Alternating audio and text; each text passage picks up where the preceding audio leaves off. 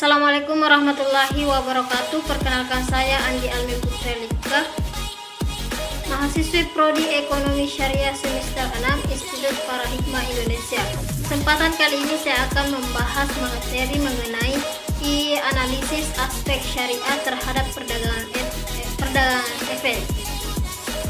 Di anggota bursa efek yang terdapat dalam bentuk kontrak kesepakatan yang dengan bursa efek yang meliputi jual beli efek, bisa berupa saham maupun instrumen lainnya, pinjam meminjam efek dan lain-lainnya. Aspek syariah dalam pasar modal terutama yang berbasis syariah yaitu berupa prinsip-prinsip syariah, di mana prinsip hukum Islam dalam kegiatan syariah di pasar modal berdasarkan atas fatwa dari Dewan Syariah Nasional dan MUI nomor 40/DSN MUI /10/2003.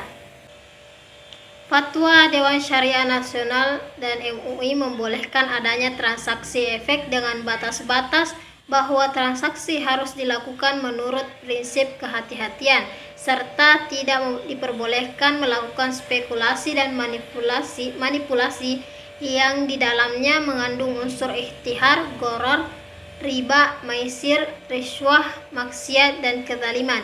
Dan poin yang kedua itu ada aspek syariah dalam perdagangan efek di over the counter. Mekanisme perdagangan efek di pasar modal dapat diklasifikasikan berdasarkan tempat dilaksanakannya penjualan dan pembelian efek, yaitu perdagangan efek melalui bursa efek tradisional stock exchange dan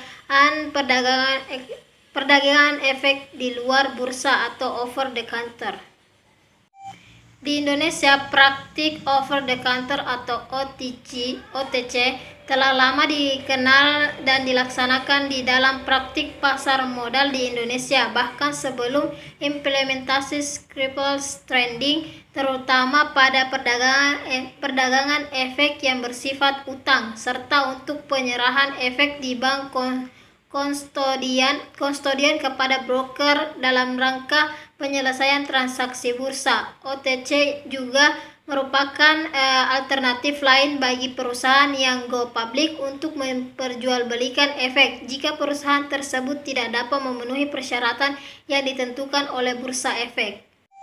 Poin yang selanjutnya itu mekanisme perdagangan efek secara syariah.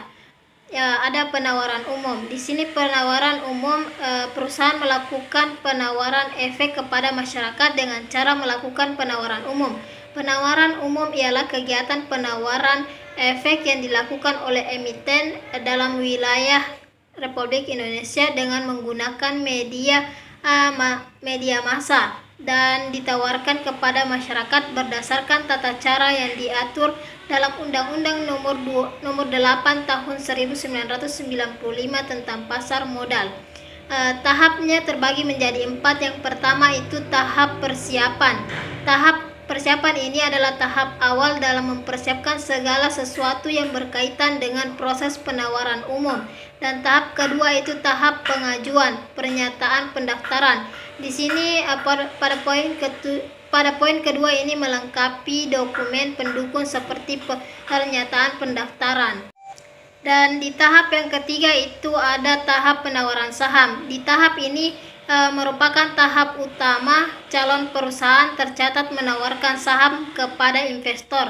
Dan tahap keempat itu tahap pencatatan saham di bursa efek. Setelah selesai penjualan saham di pasar perdana, selanjutnya saham tersebut diperdagangkan di bursa efek. Baik, itu saja yang dapat saya sampaikan. Lebih dan kurangnya mohon dimaafkan. Wassalamualaikum warahmatullahi wabarakatuh.